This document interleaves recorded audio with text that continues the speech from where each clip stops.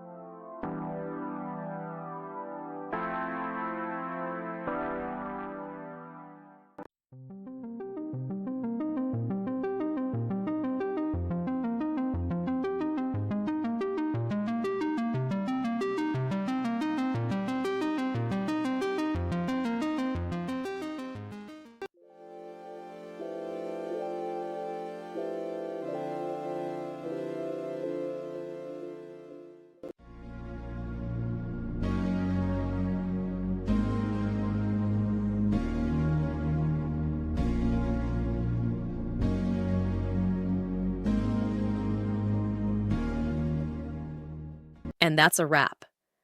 I hope you found the answer you were looking for. If you did, take a second to hit that subscribe button. It really helps out. And let me know in the comments which solution worked best for you. See you next time in the debug zone.